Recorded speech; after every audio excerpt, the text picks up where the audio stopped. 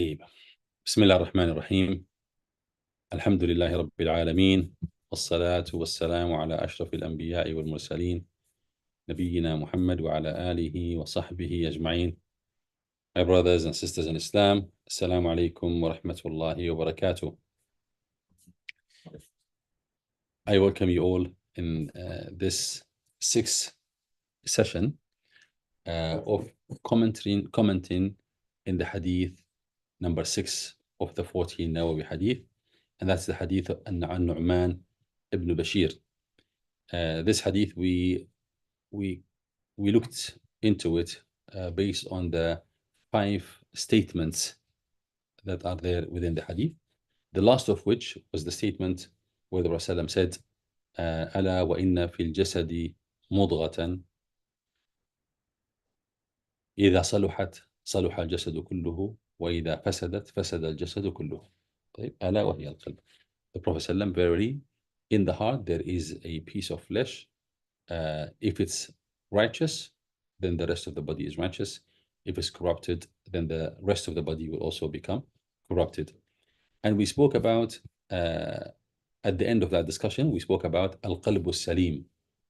And we established in our discussion there that al-qalb al-salim is the heart, is the objective of our existence here. We all are given a mission, and the mission that Allah gave us in this dunya is to attain a sound heart. A sound heart. If one asks, how about salat, how about zakat, how about hajj, how about Quran recitation, all of these things are, they will result, from a sound heart. If you achieve a sound heart, then all these actions will come as a result, as a byproduct of achieving a sound heart. So al-qalb al-salim is the type of heart that the owner of which will be the only person who will be saved on the Day of Judgment. Our only salvation, our only means of salvation on the Day of Judgment is arriving to Allah subhanahu wa ta'ala with a sound heart, and that is a heart that is sound in every sense of the word. Ibn al-Qayyim rahimahullah ta'ala says al-qalb al-salim, using the word salim, which is sifa mushabbaha, as you would know in Nahu, which indicates that this person or this thing that is characterized as salim, the salama, the safety and the soundness, is an integral characteristic of the person. Is an integral characteristic of the person. Let me demonstrate. If we say somebody is alim means somebody who knows, but this is not something that we can say is part and parcel of the person himself. He has knowledge, right? But saying he is alim sounding or rhyming with salim, this is sifa mushabbaha. Sifa mushabbaha means it is part and parcel of the making of thing, to have ilm as part of his person. So alim really is an exaggerated form of alim. So you're saying this person, not only is he alim, he is somebody who have absorbed knowledge so much that it became part of his personality. So al-qalb al-salim, having this sifa mushabbaha, rhyming with alim, salim, this means that this is a heart that is as-salama, freedom from illnesses, defects, and shortcomings. All of that has become an integral part of the heart itself. Not only something that is temporary, not something that is fairly a phase that the person goes through and then they go back to how they were before. No, you have to work on your heart until salama, the freedom from ill intentions, ill desires, doubts, confusions, anything that is displeasing to Allah subhanahu wa ta'ala, becoming free from any doubts about Allah, doubts about the hereafter, any confusions, that has to be a constant characteristic of a person. This is what we should be aiming at. Right? Ibn al-Qayyim rahimahullah ta'ala, he says, القلب الذي قد صارت السلامة صفة ثابتة له. the heart which soundness and safety and freedom from shortcomings has become a fixed characteristic of it. كالعليم والقدير, like saying العليم and القدير. وأيضا فإن ضده المريض والسقيم والعليل. The opposite of السليم is المريض, also rhyming in the same فعيل, والسقيم rhyming with فعيل as in again, والعليل, and so on and so forth. So he says, what we mean by the heart that is salim. He says رحمه الله تعالى, اختلفت عبارات الناس في معنى القلب السليم. The ulama, they differed, even though they ultimately speak about the same thing. But he says الأمر الجامع, the one thing that can comprehensively describe everything they spoke about, أنه الذي قد سلم من كل شهوة تخالف أمر الله ونهيه. A heart that has become free from any desire that goes against the command of Allah subhanahu wa ta'ala or the prohibition of Allah subhanahu wa ta'ala. طيب. Also, وَمِن كُلِّ شُبْهَةٍ تُعَارِضُ خَبَرَهُ. وَمِن كُلِّ شُبْهَةٍ, and not having any doubt at all that goes against the reports of Allah subhanahu wa ta'ala, the statements of Allah, the khabar of Allah subhanahu wa ta'ala. Before the session, we were speaking about how sometimes you may think that you have no doubts and no confusions. But subhanallah, when you look at a verse like the verse of Surah Qaf, وَجَاءَتْ سَكْرَةُ الْمَوْتِ بِالْحَقِّ, and the moment of death, the agony of death has come with the truth. And then it says, ذَلِكَ مَا كُنْتَ مِنْهُ تَحِيدٌ. This is what you've been avoiding all along. You know, this is what you've been avoiding all along. So one might think that, subhanallah, I don't avoid this. I accept it, that we will die. I accept it fully. Right? Yeah.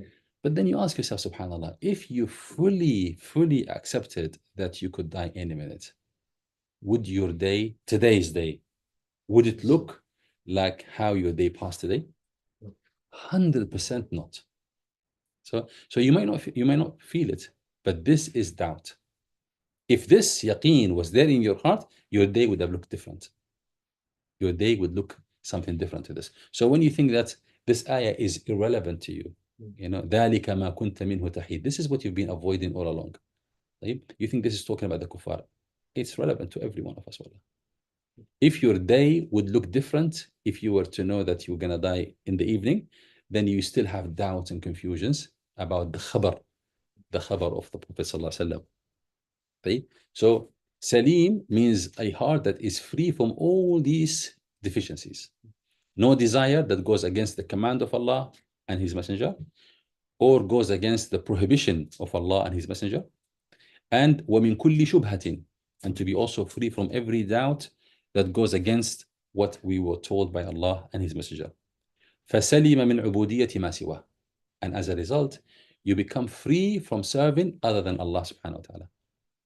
Free from serving other than Allah subhanahu wa ta'ala. Later on, we will be speaking about sicknesses of the heart, inshallah. One of the signs that a heart is sick is you have a command from Allah, right? Something that Allah would be pleased with, and something that you would be pleased with in any particular moment of time. And now your decision, which of the two would you bring first? That would indicate if you have a sound heart or a diseased heart. If you brought Allah first, then you have a sound heart. If you said, no, I will fulfill my desires, whatever I wish to do, whatever somebody else wish to do, whether it is myself, my spouse, my child, my friend, whatever, and then you say, Allah, I will put that second.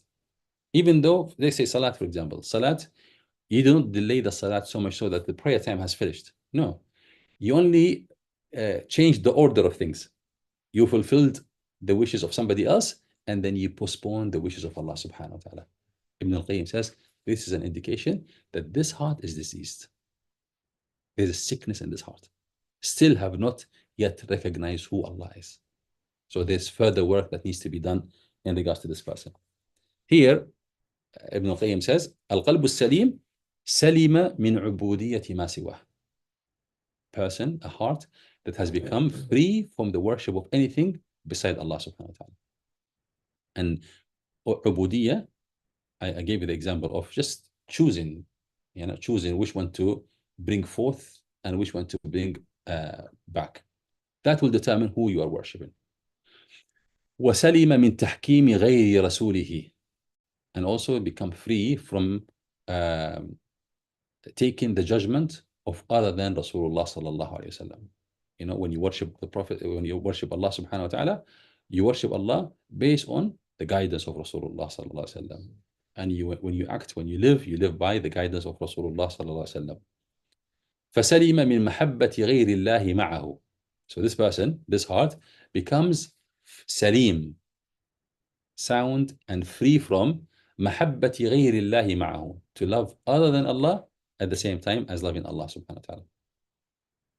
ومن خوفه ورجائه والتوكل عليه. So you become free from fearing other than Allah, hoping for the mercy of other than Allah, hoping for khair, goodness to come to you from other than Allah subhanahu wa ta'ala, and relying on other than Allah subhanahu wa ta'ala. These are three words, and if we just glide on top of them, they will feel like nothing. But if we dwell in them a little bit, you will realize that, subhanAllah, we have a lot to work on. How often do we feel seized with fear because of this creation of Allah or that creation of Allah, this person or that person, this ins or this jinn, and we just forget that Allah is there. Allah is present. Raja, the raja of Allah subhanahu wa ta'ala, hoping for the mercy of Allah subhanahu wa ta'ala. Again, if you feel that any goodness will come to you at the hand of other than Allah subhanahu wa ta'ala, you will find yourself, whether you see it or not, postponing the pleasure of Allah, putting that on the side for now, and seeking to please other than Allah. Or even further, displeasing Allah subhanahu wa ta'ala to please other than Allah subhanahu wa ta'ala. That means that you think that there is some form of goodness that will come from other than Allah subhanahu wa ta'ala. So the raja of Allah subhanahu wa ta'ala, the raja of a person, the hope of bringing goodness in one's life, has to be purely expecting it from Allah subhanahu wa ta'ala and none other than Allah.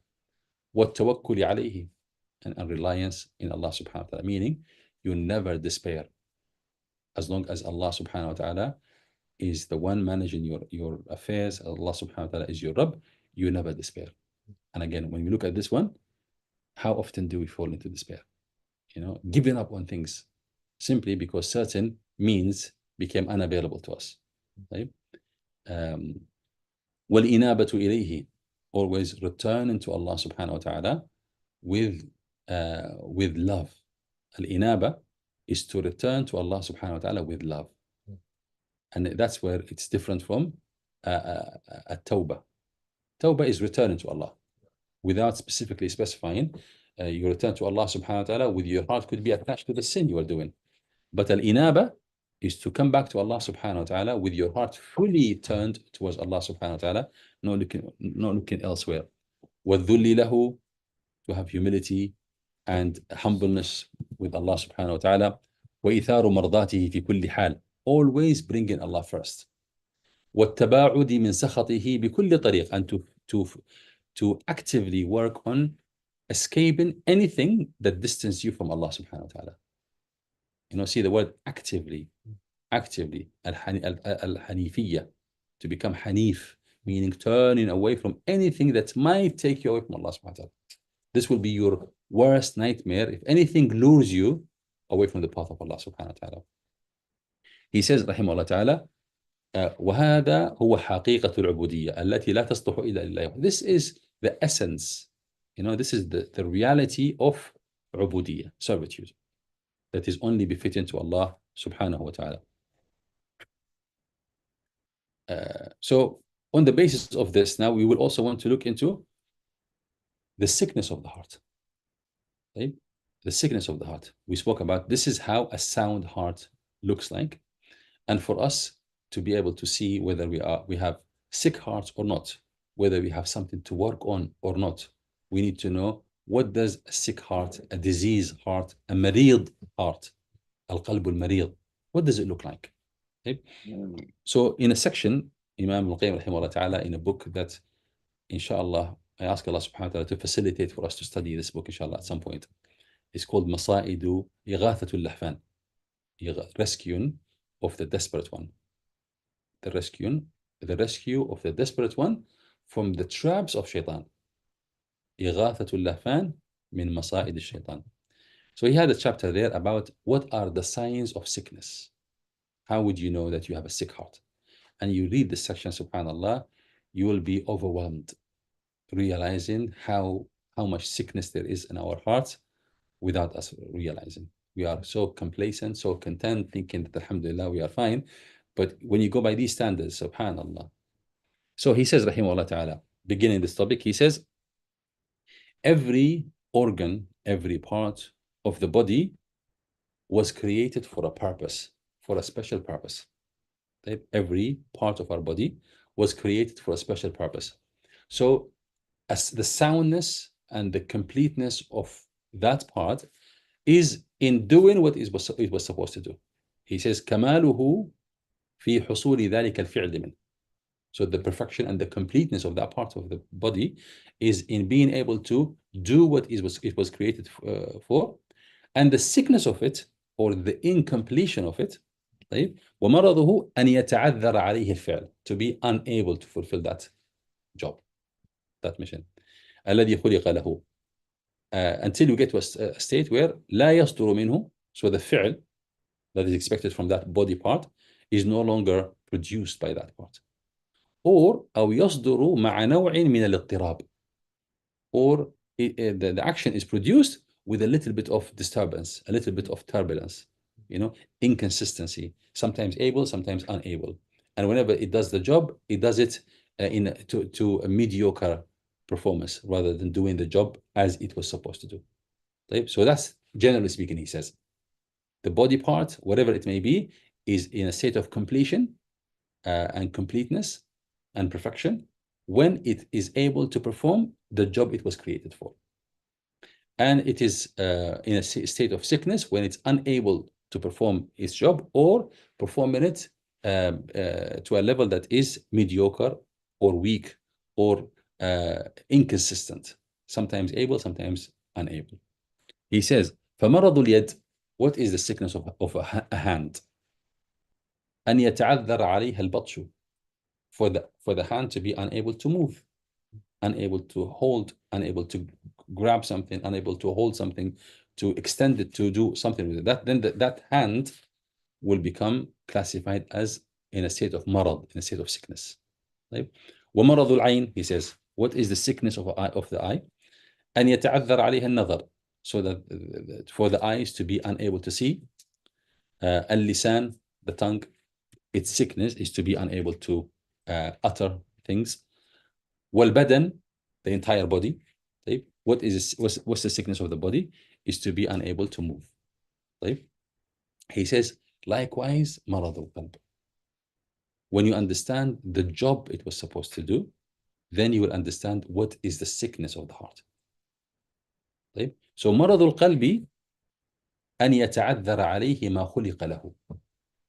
The sickness of the heart is to be in a state whereby it's unable to fulfill the job it was created for.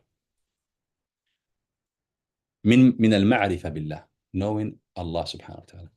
That is the job of the heart. When you are unable to know Allah subhanahu wa ta'ala, ومحبته, and to love Allah, to long for Allah. Right? So a heart that has no love to Allah is sick. The heart that doesn't long to meet Allah is sick, or in a state of incompletion. Right? ومحبته والشوق إلى لقائه, he says, والإنابة إليه, to always return back to Allah with nothing else occupying your heart, your mind, except Him. طيب.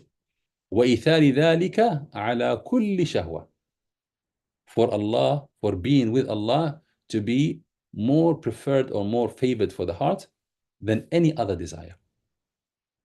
Just imagine this. So for you to be never occupied by anything, not money, not job, not family, not children, not friends, not all holidays, no nothing activity, nothing really occupies the heart except being with Allah subhanahu wa ta'ala. That is the number one thing that you love the most. And you would sacrifice anything for that. When you are in that state, then the heart is sound. He says, rahimahullah ta'ala, وَقَدْ يَمْرَضُ الْقَلْبُ. So when the heart is unable to perform these things, then the heart is in a state of disease, a diseased heart. Al-qalb al-marid. He says, one has to be mindful that sometimes the heart would be sick and would be severely sick, chronically ill. وَلَا يَعْرِفُ بِهِ صَاحِبُهُ. And its owner will not even know that the heart is ill, that the heart is sick. لِاشْتِغَالِهِ. Because the person is too busy to realize that he's got a heart that is sick. Wallahi, this word, subhanallah, لِاشْتِغَالِهِ. Because of being so occupied with so many activities that doesn't allow you to even look into the fact that this heart is not only sick, is severely sick. And I will add here, these activities may be activities that sound and look righteous, and they're not righteous. We occupy ourselves with a lot of activities that we classify as righteous, and the shaitan will push us to continue on that path, to keep us too busy to look inside. But if we manage to stop for a second, we will realize that the heart is not in a good state. And these actions we're doing, we will see the flaws in them. So he says, وَلَا يَعْرِفُ بِهِ صَاحِبُهُ لِاشْتِغَالِهِ وَانْصِرَافِهِ عَنْ مَعْرِفَةِ صِحَّتِهِ وَأَسْبَابِهَا. Because the person is just too busy, too occupied to even know what is the soundness of the heart look like. What is the sickness of the heart look like? And that's why I felt adding this appendix to the hadith number 6 is really relevant to us. He says, rahimahullah ta'ala, بَلْ قَدْ يَمُوتُ الْقَلْبُ وَصَاحِبُهُ لَا يَشْعُرُ بِمَوْتِهِ. He says, in fact, the heart can be in a state of death. The heart could die, perfectly dead, not sick, and the person will not even know. What does that mean? It means that the heart is no longer producing anything that draws the person close to Allah. Whatever it's producing is not getting closer to Allah subhanahu wa ta'ala. Right? And before we point fingers at others and speak about other people, we ask ourselves, after each prayer, salat, how much closer to Allah do we feel? How much closer to Allah do we feel as a result of that salat? Right? Do we feel at a state of more righteousness after the salat because we are closer to Allah, isn't it? We feel closer to Allah, more connected to Allah subhanahu wa ta'ala, and therefore we will feel the desire to do more righteousness after the salat. More often than not, we leave the salat feeling a state of void, a state of feeling loss and confusion. And the heaviness that we come into the salat with, we depart from the salat with. Right? So this person has actually performed the most effective ibadah that should draw you close to Allah subhanahu wa ta'ala, but it didn't. Right? Ibn Qayyim, he says, a person's heart could be dead, meaning is unable to produce anything that actually draw them to Allah subhanahu wa ta'ala. That is actually for the sake of Allah, seeking the pleasure of Allah, out of love for Allah subhanahu wa ta'ala. What was done there was not done for these reasons. It was for another reason. Could be habitual, could be for popularity, could be for as a result of just heedlessness. We just do things because we have to do it, but reality is it was not for the sake of Allah. Otherwise, we would have felt differently after the performance of that salat. He says, rahimahullah ta'ala, what is the sign of that? The sign that we have a diseased heart or a heart that is dead, that is no longer connected to Allah subhanahu wa ta'ala. He says, علامة ذلك أنه لا تؤلمه جراحات القبائح. The sign of this, that a person is no longer affected by the injuries caused by sins. He called them al-qabaih because in a previous chapter to this, he speaks about sins being ugliness, things that are filth. He spoke about the filth of sins.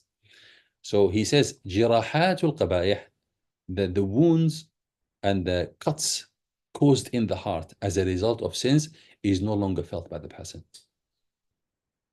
His علامة ذلك أنه لا تؤلمه جراحات القبائح.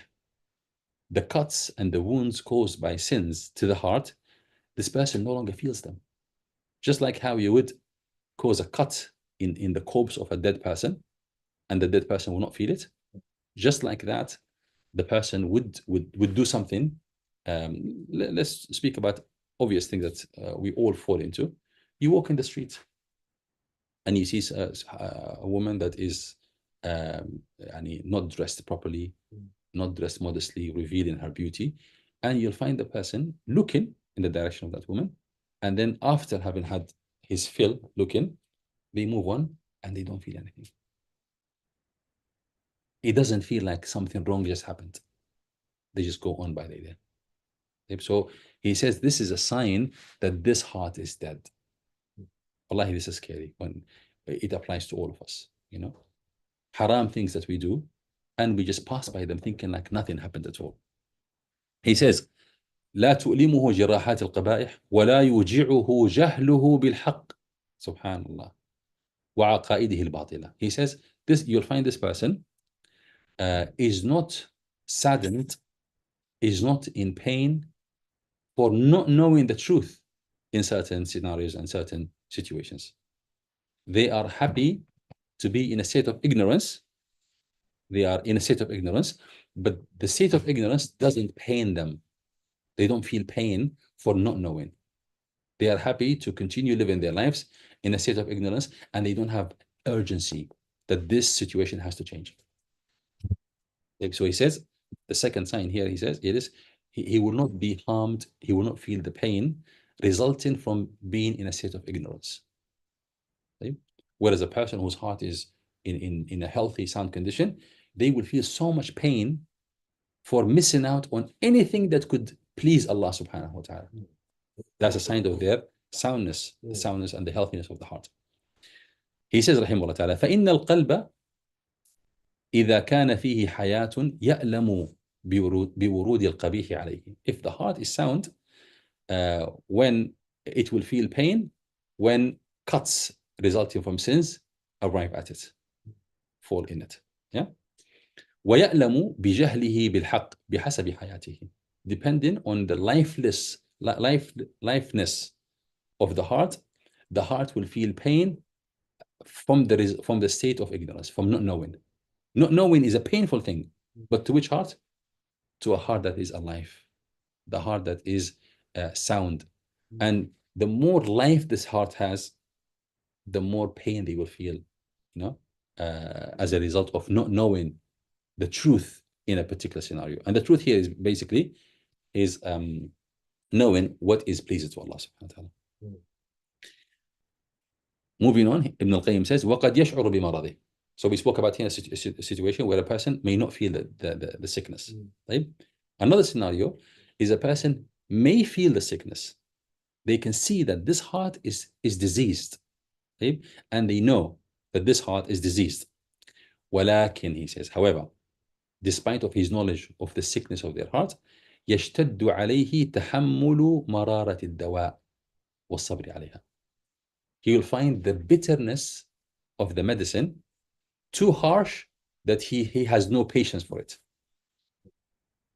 The medicine, taking the medicine, sitting down to do the dhikr of Allah, sitting down to cut off dunya, reading Quran, sitting down in a study circles, this is too bitter. It requires a lot of patience. So he said that the patience required to perform these things that should cure the heart, the person will find himself unable to bear with that patience. He says, فَيُؤْثِرُ بَقَاءَ أَلَمِهِ عَلَى مَشَقَّةِ الدَّوَاءِ. As a result of that, the person will content himself with keeping the sickness, but not taking the medication. Taking the sickness or accepting the sickness or remaining in a state of sickness as long as they don't touch that medication. You know?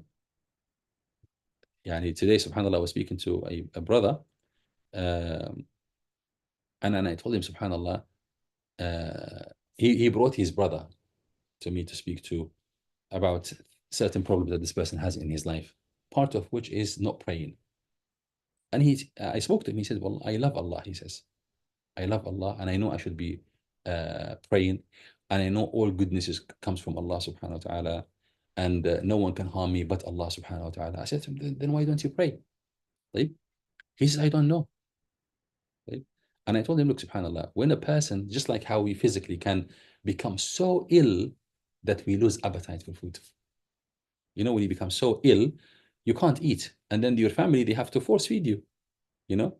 They have to encourage you to eat somehow. Maybe they eat with you. They have like a food spread. Everybody comes in and eat together to encourage you to eat.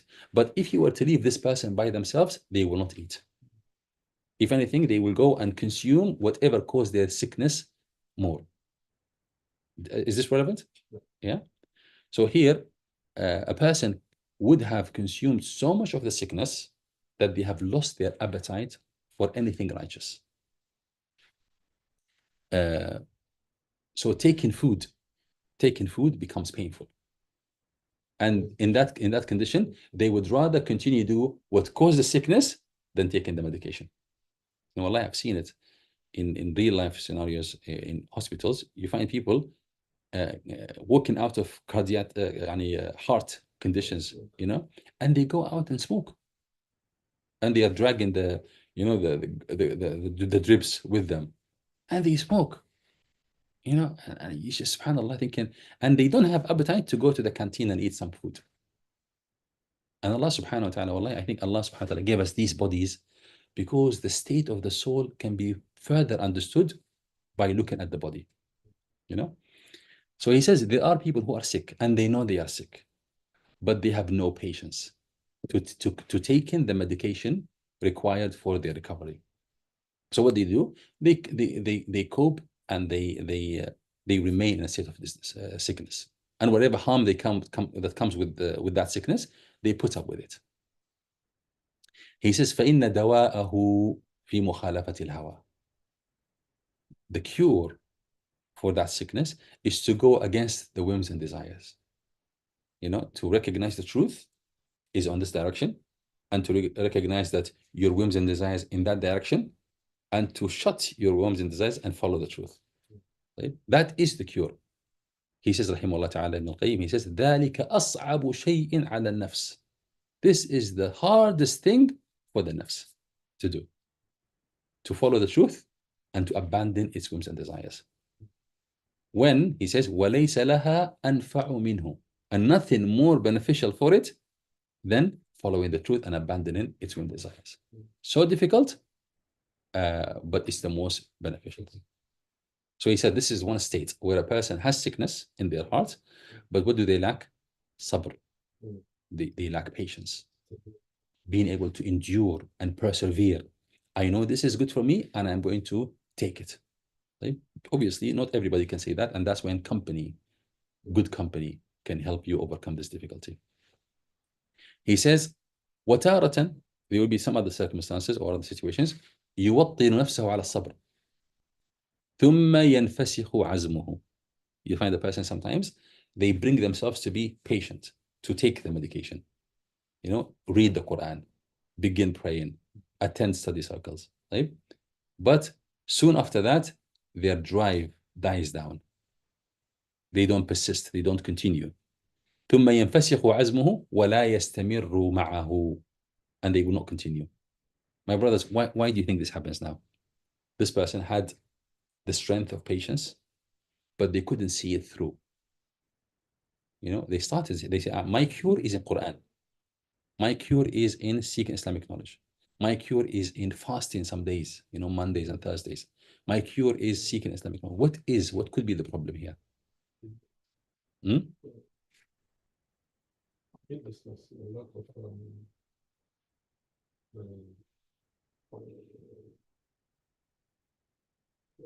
Lack of revisiting whatever that knowledge is that came from them. Absolutely. Lack of clarity of goal. Yaqeen. Your goal, when it's super clear for your mind, you know why you do everything, and you know the purpose of everything, you know where you're heading, what's the next step. You have all these details, you will persevere in the path. So you can have sabr at the beginning. You can bring yourself to begin the journey, but you can only continue the journey is if your goal is super clear, clarity of the goal. That's when sabr and yaqeen, they go hand in hand. بالصبر واليقين تنال الإمامة في الدين. Shaykh al-Islam Taymiyyah rahmatullah used to say, and other scholars, they say with these two qualities, a person can become an imam, a role model in their actions, in their deen. بالصبر واليقين تنال الإمامة بالدين. So he says, sometimes you find a person with a diseased heart manages to bring himself up to start the recovery journey, but they lapse soon after that. Few days, few weeks, few months, and then relapse. What's going on here? Lack of clarity, lack of knowledge. So this is why if you want to continue anything, you really need to be super clear as to why you're doing what you're doing. You can't be doing things without knowing where you're going with them, because soon you will stop. And that's why I really think that these classes, the classes that we are studying here, they are super important, more important than anything else, because they are clarifying the goal for us. We know where we're going. Why do we do what we do? So the chance of a person who have internalized these ideas is greater in continuing in the path than a person that studies fiqh, for example. Fiqh is good, or tafsir, or hadith, but without delving in these ideas, right? So they will stop, they will start, but soon after that, they will run out of fuel. They will run out of determination and will to continue on the path. He says, rahimahullah ta'ala. And then once the person have decided that they can no longer continue, how would they feel about that? They will feel very low. They will feel very down. What was the solution? He says, rather than reinitiating another attempt, they try to find company. They try to find good company, not a good one, people who will accompany him in failure to make him feel better about himself. He says, rahimahullah ta'ala, وَمَتَى رَجَعَ مِنَ الطَّرِيقِ. So whenever the person have taken a few steps and then made a U-turn, few steps towards Allah, and then made a U-turn, وَلَمْ يَتَحَمَّلْ مَشَقَّتَهَا. They couldn't endure and persevere on the path to Allah subhanahu wa ta'ala. وَلَا سِيَّمَا, especially when there is no good companion on the path. Good companion, my brothers, wallah, is essential. No one can stay on that path without a good companion. It's a struggle, huge struggle, without good companion in the path. واستوحش من الوحدة. So when a person feels too alone in this path, very lonely in the path to Allah subhanahu wa ta'ala, a lot of people end up making a U-turn. But what happens then? وجعل يقول أين ذهب الناس فلي بهم أسوة. Where did people go? I will follow them. You having this idea, I cannot be the only one that's right. I cannot be the only one that's right. It is not possible that all these people are wrong and I am the only one who's right and I'm on the path of Allah subhanahu wa ta'ala. He would be thinking that, okay, I can't be this. I tried this path, it's not doable. This path is not doable. And therefore he returns and he finds comfort in following the crowds. He says, وَالْبَصِيرُ الصَّادِقُ. Now talking about loneliness in the path. When you have basira, you know your goal properly, and you are sincere and truthful in your claims in wanting Allah subhanahu wa ta'ala. This person, لا يستوحش من قلة الرفيق. They will not feel lonely as a result of not having companions. And we know, all of us, subhanAllah, how we all feel when we are alone, when we are on the path by ourselves. And when we don't see our good brothers, good companions and good sisters, when we don't see them for a certain period of time, we know how we all feel. He says, this should not be the state of somebody who has yaqeen on their goal. When you have yaqeen in your goal, you will not care whether you are accompanied or not. It will be a benefit to be accompanied by a righteous company, but when you lack it, it will not matter for you. Why? Because the clarity of your goal, he says, when your goal is clear, you can almost smell the fragrance of the people who traverse the path before you. You can see their steps. You can almost hear their chatter. They are ahead of you, right? But with your yaqeen, you can almost feel that you are in their companionship. He says, and therefore, not having people around you will no longer feel lonely. Right? In fact, you might feel even better alone because you can speed up on your own better than if you are held back by a slow company. He says, رحمه الله تعالى, والبصير الصادق لا يستوحش من قلة الرفيق ولا من فقده. Person who is sincere, with a sound heart, with certainty about their goals, they have basira, they will never feel lonely, and they will not find disappointment in being by themselves. When they have very few friends, or even when they have no friends at all. إذا استشعر قلبه مرافقة الرعيل الأول, when their heart is mindful of the companionship of the people who are ahead of him in this path. So you're not alone. In the path, you are with those who have walked this path before you. Allah subhanahu wa ta'ala says in Surah An-Nisa, chapter 4, verse 69, وَمَنْ يُطِعِ اللَّهَ وَرَسُولَهُ, whoever obeys Allah and His Messenger, فَأُولَٰئِكَ مَعَ الَّذِينَ أَنْعَمَ اللَّهُ عَلَيْهِمْ, then he is in the companionship of whom? مِنَ النَّبِيِّينَ وَالصِّدِّيقِينَ وَالشُّهَدَاءِ وَالصَّالِحِينَ وَحَسُنَ أُولَٰئِكَ رَفِيقًا. These are the best companions. So the person who obeys Allah and His Messenger, they need to be mindful that they are not alone on that path. They have a company. They are accompanied by whom? By the best company, Allah says, who are the prophets of Allah. And you feel their companionship when you read the Quran, wallah. When you read the Quran, you hear the story of the prophets, what they did and how they said to their people, and what their people did to them, and how they endured and how much they sacrificed. Sometimes you can marvel at the commitment of these prophets, so much so that you lose connection of your surrounding. So much so that you can lose connection with your surrounding. فابن القيم says رحمه الله تعالى, فتفرد العبد في طريق طلبه دليل على صدق الطلب. Being alone in the path when you have no company is only further evidence that this person is committed.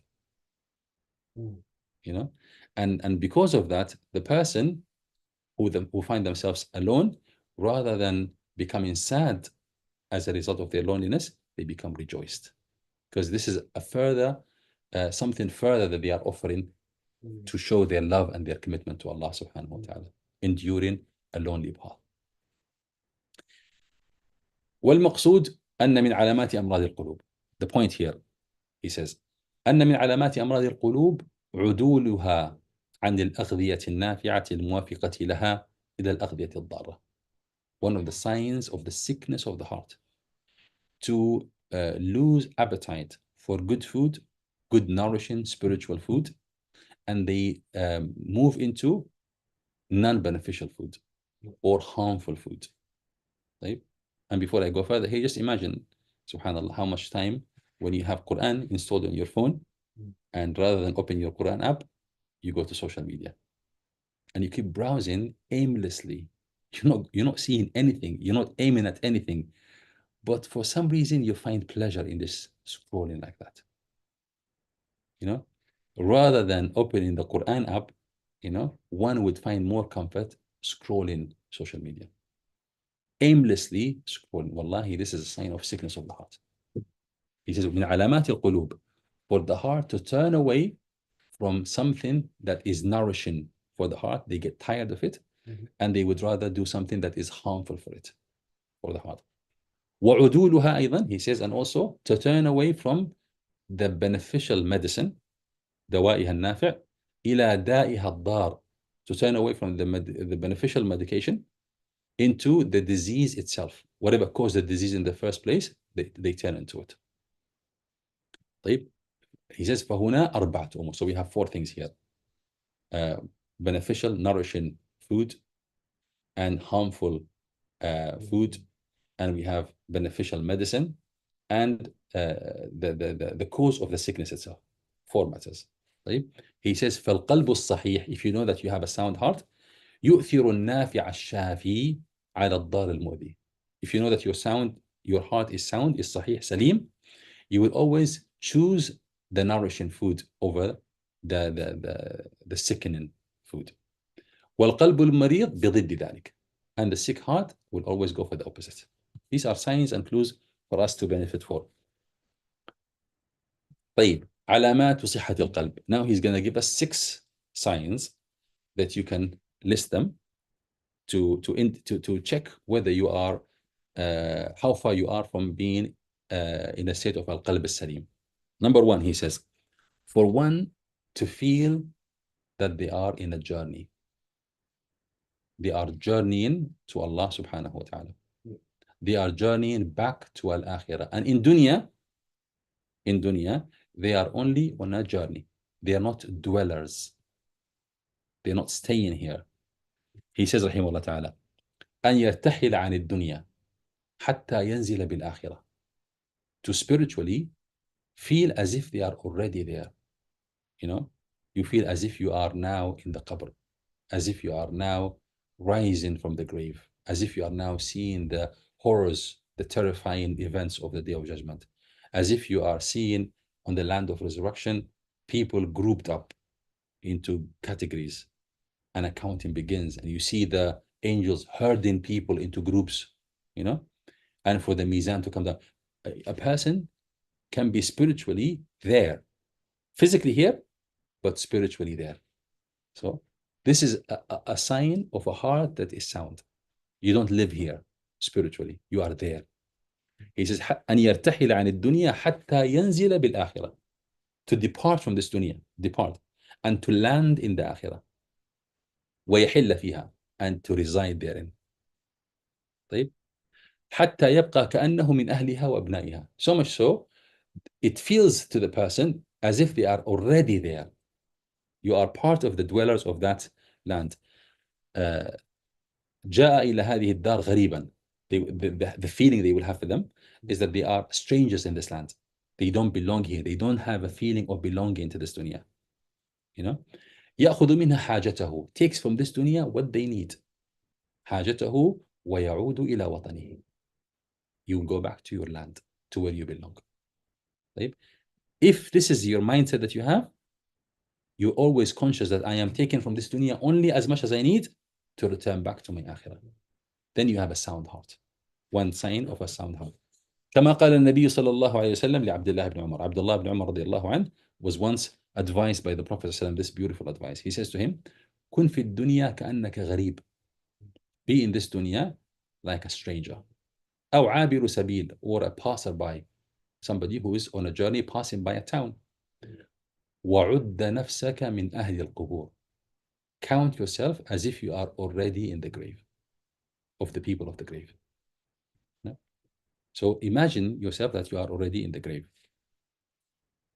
He says, Ibn al-Qayyim, وَكُلَّمَا صَحَّ الْقَلْبِ. So depending on the soundness of the heart, ترحل إلى الآخرة. You'll find him there. Thinking, thoughts, imaginations, dream, aspirations, all there in the akhirah. وَقَرُبَ مِنْهَا حَتَّى يَصِيرَ الْأَحْيَاء. This is a sign of a sound heart, that you will draw nearer to al-akhirah until you become part of the dwellers of that akhirah. وَكُلَّمَا مَرَضَ الْقَلْبِ. I think this is the part that's relevant to us. وَكُلَّمَا مَرَضَ الْقَلْبِ وَاعْتَلَّ آثَرَ الدُّنْيا وَاسْتَوْطَنَهَا. When the heart becomes sickened, you'll find this person thinking about this dunya. حَتَّى يَصِيرَ مِنْ أَهْلِهَا. All you're thinking about, what did people do? What they are up to? What they are earning? How much they have accomplished? How can I compete with them? You know, this is a sign of somebody who's got a heart that is diseased. Number 2. So this is number 1. Number 2, he says, من علامات صحة القلب. Signs, second sign of the soundness of the heart, أن لا يفتر عن ذكر ربه. That he will never cease the remembrance of Allah. Always being mindful of Allah subhanahu wa ta'ala. ولا يسأم من خدمته, and never gets tired from serving Allah subhanahu wa ta'ala. You never get into the state whereby now I need a break. If you are in a state where there is part of the day where you lived an hour, 2 hours unmindful of Allah subhanahu wa ta'ala, that's a sign of a sick heart. If you worship Allah subhanahu wa ta'ala and at some point you say, I am tired, I need to do something different, I need to do something for myself, right? That's a sign of a heart that is sick. ولا يأنس بغيره, ولا يأنس بغيره, a sign of a sound heart, that this heart will not find pleasure in the company of anyone but Allah. لا يأنس بغير الله. Anything that takes you away from Allah is an annoyance. If that is the case, then in that time you are in a state of a sound heart. A person that finds affection and pleasure in the companion of other than Allah subhanahu wa ta'ala, Ibn al-Qayyim says that this is a sign that they are sick. When you stay in the company of people and you feel annoyed and you feel that I really would want to leave this gathering so I can go back to my remembrance to Allah subhanahu wa ta'ala, to be with Allah, thinking of Him, talking about Him, etc., then that's a sound of a sound heart. He says, لا يأنس بغيره. They don't find pleasure in the companion of other than Allah subhanahu wa ta'ala. إلا بمن يدله عليه. The only person that you will love to be in the company of is somebody who leads you to Allah. That's the only person that you love the company of. And that's because of what? Because they point you to Allah. They lead you to Allah subhanahu wa ta'ala. They show you the path. وَيُذَكِرُهُ بِهَذَا الْأَمْرِ. And this person helps you to bring back these issues, discuss them, bring them to the forefront of your mind. You love this person because this person helps you not to become unmindful, to be always conscious and mindful of the purpose. This is the purpose for why you love them. Then he adds, وَإِذَا فَاتَهُ وِرْدُهُ وجد لفواته ألما أعظم من تألم الحريص بفوات ماله وفقده. He says every time when you have an opportunity to worship Allah subhanahu wa ta'ala and you miss out on it, if you have a sound heart, you will feel very severe pain in your heart that you missed out on an opportunity to worship Allah subhanahu wa ta'ala. Let me give an example. Let's say on the day of Jum'ah, you have an opportunity to worship Allah subhanahu wa ta'ala in this 1 hour before Asr, but you missed out on that. Okay? How do you feel after that? If you just get on with your day like nothing happened, that's a sign that you have a sick heart. But if you feel pain that there was an opportunity to get closer to Allah subhanahu wa ta'ala that you missed out on, this is a sign that you have a healthy heart. And you will feel, he says, you will feel more pain in your heart for missing out on an opportunity to get closer to Allah than a businessman who misses out on a business opportunity. More pain in your heart than the pain that businessman has when they miss out on this opportunity. Collectively, this is number 2. Well, all of this is for us to check our hearts where we are and to recognize that, subhanAllah, we have a long journey to a lot of work to do. We should not be complacent thinking, alhamdulillah, we are okay, especially when you compare yourself to others, you feel that you are okay. These are our objectives. If you could summarize number 2, it's just If you could summarize number 2, it's to never cease to remember Allah. Exactly. Never cease to remember Allah subhanahu wa ta'ala. And لا يفتر عن ذكر الله ولا يسأم عن خدمته, and never get tired of the service of Allah subhanahu wa ta'ala. طيب. ولا يأنس بغيره, and you find no affection, no pleasure in the companion of other than Allah subhanahu wa ta'ala, except people who help you in the remembrance of Allah. And if you miss out on the remembrance of Allah, it will give you so much pain in your heart. طيب. Number 3, he says, ومن علامات صحة القلب, and one of the signs of القلب السليم أنه لا يزال يضرب أو يضطرب على صاحبه حتى ينيب إلى الله ويخبت إليه ويتعلق به تعلق المحب المضطر إلى محبوبه الذي لا حياة له ولا فلاح ولا نعيم ولا سرور إلا برضاه وقربه والأنس به. For your heart to always be aching you until you return to Allah subhanahu wa ta'ala. For example, if you are doing something that is not to do with the remembrance of Allah subhanahu wa ta'ala, right? What will be the state of your heart then? If your heart is content, to doing whatever you're doing, and your heart doesn't miss Allah subhanahu wa ta'ala, doesn't feel bothered in being away from Allah subhanahu wa ta'ala, that's a sick heart. A healthy heart that is doing its job, when you turn away from Allah, it will be giving you buzzing sounds. I shouldn't be here. I shouldn't be here. I shouldn't be here. I shouldn't be doing this. I shouldn't be doing this. Until you return back to Allah, then the heart becomes content.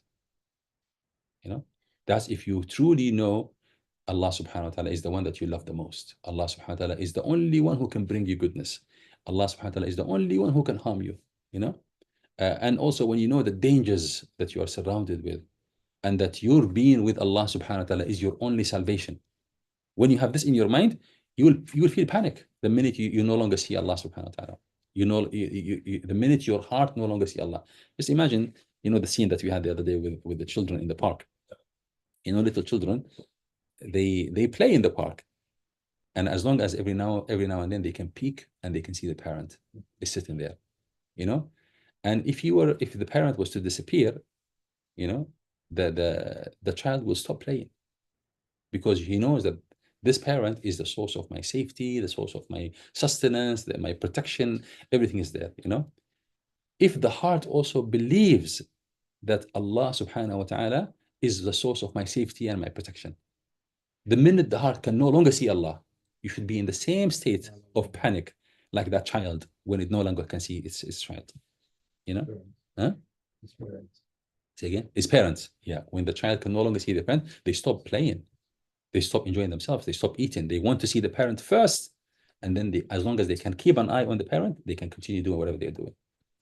So Ibn Qayyim, he says, the sign of a good heart is that whenever Allah is no longer within sight, the heart will be restless and uneasy until you turn back to Allah. أنه لا يزال يضرب أو يضطرب على صاحبه حتى ينيب إلى الله. Until you return, you start looking at Allah, then يخبت إليه. You find سكون when you can see Allah subhanahu wa ta'ala. ويتعلق به تعلق المحب المضطر إلى محبوبه. And you cling on Allah subhanahu wa ta'ala so much, just like how I said, like a person that's so much in love with his beloved, like a child loving his parent, very much like this. الذي لا حياة له ولا فلاح ولا نعيم ولا سرور إلا برضاه وقربه إلا برضاه وقربه والأنس به. You find you know that you have no salvation, no success, no goodness unless you are with Allah. That is the state of a person that has a good sound heart. فبه يطمئن وإليه يسكن وإليه يأوي وبه يفرح. He says, فذكره ذكر الله قوته وغذاؤه. Yeah. The remembrance of Allah is the food and the nourishment of the heart. ومحبته والشوق إليه, the love of Allah and the longing to see Him. حياته ونعيمه ولذته. You find pleasure. This feeling of longing to Allah has sweetness to it. It makes life bearable. All the hardships, all the difficulties that you go through, as long as you experience this love with Allah, this longing to meet Allah subhanahu wa ta'ala, and to meet Him in the akhirah, and meet Him with your heart in this dunya, والالتفات إلى غيره والتعلق بسواه دواؤه, and turning away from Allah is the sickness of this sound heart. والرجوع إليه دواؤه. So the sound heart will feel that anything that turns me away from Allah is my sickness, and returning back to my Lord is my cure. This is the third sound, the third mark, the third alama of a sound heart. It stays panicky the minute it can no longer see Allah within sight. Number 4, he says, ومن علاماته أنه إذا دخل في الصلاة ذهب عنه همه وغمه بالدنيا. One of the signs of a sound heart, that the minute you enter into the salat, you no longer feel any of the hardships of dunya. You no longer think about dunya. Nothing stresses you about dunya. Dunya doesn't come into your mind, because all you wanted is Allah, right? And while dunya was taking you away from Allah subhanahu wa ta'ala, you were in a state of panicking. So when you actually come and you are in the meeting of Allah subhanahu wa ta'ala, dunya doesn't cross your mind. Right? Now let's measure ourselves with this yardstick. How much soundness do we have in our heart?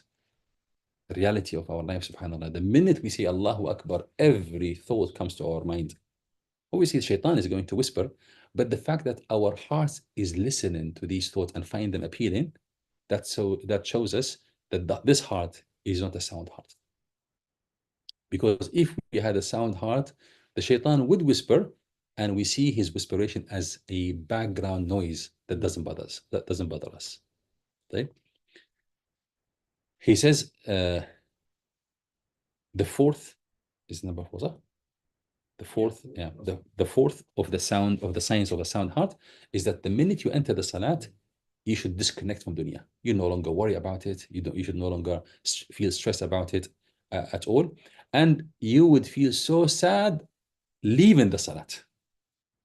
Concluding the salat becomes sadness for you. And you find your comfort, your happiness, the coolness of your eyes, and the joy of your heart whilst you are inside the salat. And you will want to prolong it as long as you possibly can.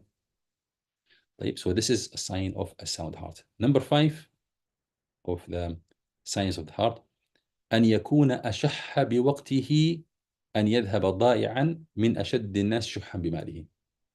To be more stingy with your time, to spend it in anything that is not to do with Allah subhanahu wa ta'ala than the stingiest of all people when it comes to their money.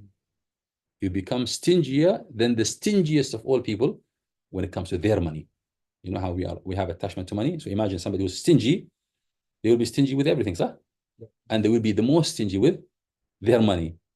Right? He says you should also be the stingiest of all with your time. You will not allow anyone to take any time of you that isn't beneficial in getting closer to Allah subhanahu wa ta'ala. Finally, he says, وَمِنْهَا, one of the signs of the sound heart, أن يكون اهتمامه بتصحيح العمل أعظم منه بالعمل نفسه. To be more concerned in the perfection, in the completion, in the soundness of your deed than you are with the execution of the deed. Meaning, if a person is not really sound in their heart, they just want to get a burden off their back. They want to execute it, fulfill it, say, tick it, and it's done. But if you really love Allah subhanahu wa ta'ala and you have that connection with Allah subhanahu wa ta'ala, you will be more concerned with the perfection, with the completion, with the beautification of your deed than you are with merely executing it. فيحرص على الإخلاص. So you will be thinking about ikhlas. Ikhlas will come to mind. You know, before you execute whatever you execute, you'll be thinking, am I sincere? Why am I doing it? Why am I doing this? And my brothers, wallahi, subhanallah, a lot of things we do and we have other reasons other than Allah subhanahu wa ta'ala.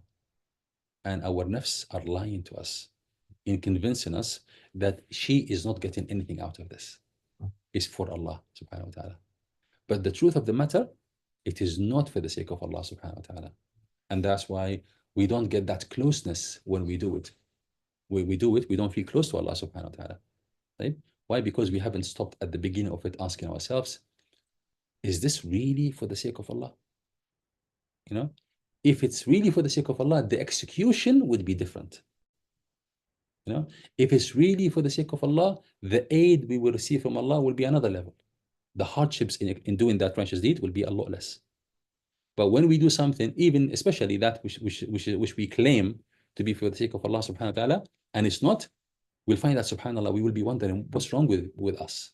We do a lot of supposedly righteous deeds, but we're not close to Allah subhanahu wa ta'ala. فَيَحْرِصُ, he says, you'll find this person very concerned and very focused on checking the sincerity. Am I really doing it for the sake of Allah? وَالنَّصِيحَةِ, النصيحة. طيب, nasiha, this is our coming hadith, inshallah. Nasiha means to do every little thing within your disposal to perfect your execution. So when you can achieve 100%, you will not be content to do 90%. When you can achieve 90% perfection within your means, you will not be content to do 60, 70, 80%. You know? So al-nasiha is to do everything you can to fulfill the right of Allah subhanahu wa ta'ala. Wal-mutaba'a, you'll be asking yourself, am I following the sunnah? Because I know the sunnah of Rasulullah is more pleasing to Allah subhanahu wa ta'ala. If you have no concern about following the sunnah, there's a big question mark. Is this really for the sake of Allah?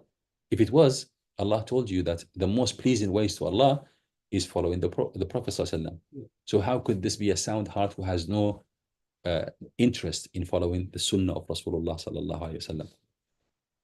Wal-ihsan, ihsan is beautifying your deeds after completing it. So you complete it and then you beautify it on top of that. وَيَشْهَدُ مَعَ ذَلِكَ, and on top of that, you remind yourself of the fact that your execution of this righteous deed is a favor from Allah to you. وَيَشْهَدُ مَعَ ذَلِكَ مِنَّةَ اللَّهِ عَلَيْهِ فِيهِ, that Allah subhanahu wa ta'ala gave you this great blessings. Minna is a ni'mah, a gift. But when the gift is small, you call it ni'mah, you call it something. But when it's minna, when you see it like minna, something huge, you see this is the best gift that you are gifted. This is minna. Right? So you see the difference between minna and ni'mah? Minna is when you realize that this is massive ni'mah that was just being gifted to me from Allah subhanahu wa ta'ala. Right? And therefore, after the execution of that, it only causes you to feel more humbled towards Allah subhanahu wa ta'ala and more in love with Allah subhanahu wa ta'ala than you were at the beginning of it or before it. And you will feel also bad in the fact that you have not fulfilled the haqq of Allah subhanahu wa ta'ala. So and at the end of the execution of that thing, you will be mindful of two things. Whatever you did was a favor of Allah to you, not the other way around. And you will also be mindful that you had a lot of shortcomings. This is insufficient. This is deficient righteous deed that isn't suitable for Allah subhanahu wa ta'ala. If that thought doesn't occur to your mind, then this is not a sound heart. So these are ستة مشاهد ابن القيم رحمه الله. He says هذه Sorry, Sheikh, I missed 6. I was stingy of time. The 6th one is to be more concerned about the correctness and the quality of the deed than the execution of the deed itself. Yeah. So you're not just ticking boxes. You really love Allah. And you really want to offer him the best you could possibly offer as a human being. Okay? So is it more ikhlas or more ihsan? Ikhlas, ihsan, nasiha, mutaba'a. And then also at the end of it, you see it as a gift, a huge gift, massive gift from Allah to you, not from you to Allah.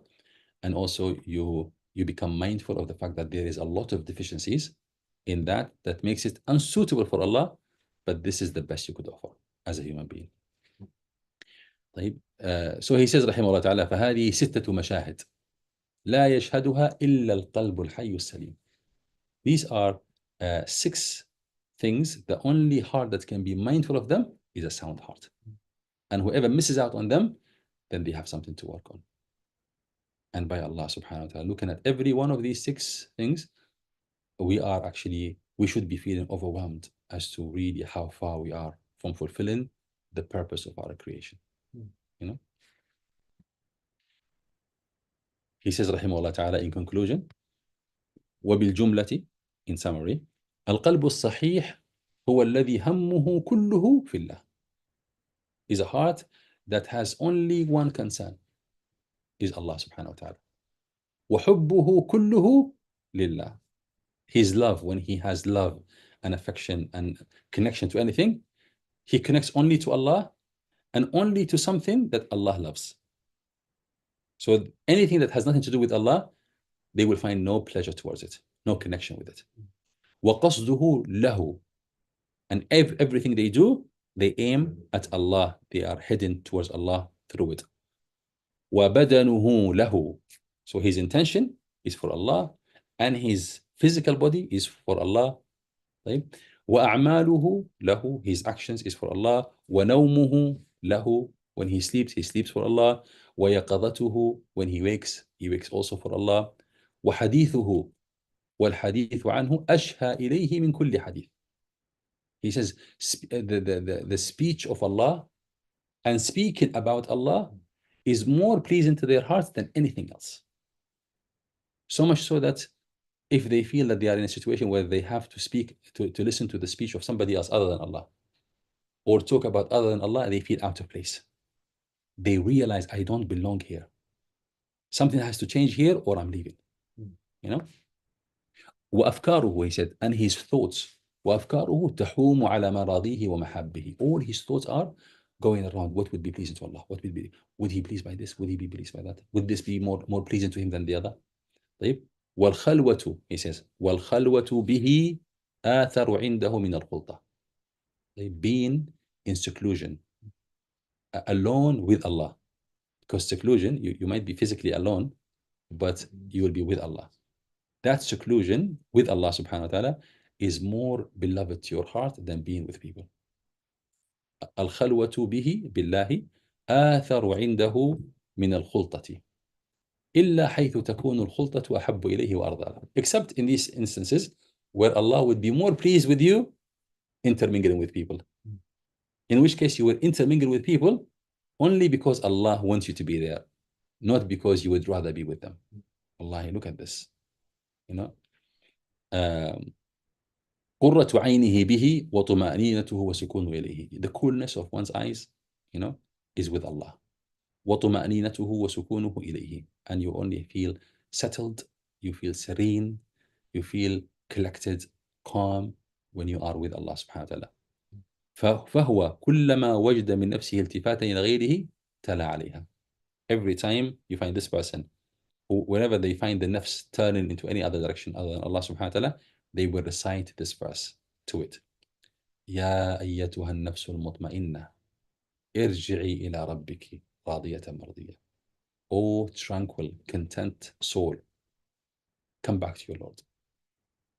You will be pleased with him, with Allah, and you will be pleased by him. Right? So they remind the nafs, telling it, where are you heading? You know, are you trying to find pleasure or love or affection in other than Allah? So when they find the nafs now trying to, okay, let me look at this, let me look at that, let me find interest in this, they will recite this verse to it. يا أيتها النفس المطمئنة. O tranquil, content soul. Content meaning a soul who have recognized Allah to be all it wants. Right? When the soul sometimes develops an interest in this or that, they recite this verse. ارجعي إلى ربك. Go back to your Lord. راضية مرضية. راضية, you will be pleased in the companionship of Allah, and Allah will please you as being in his company. Okay? This is how Ibn al-Qayyim rahimahullah ta'ala finished this section of his book إغاثة اللهفان من مصائد الشيطان.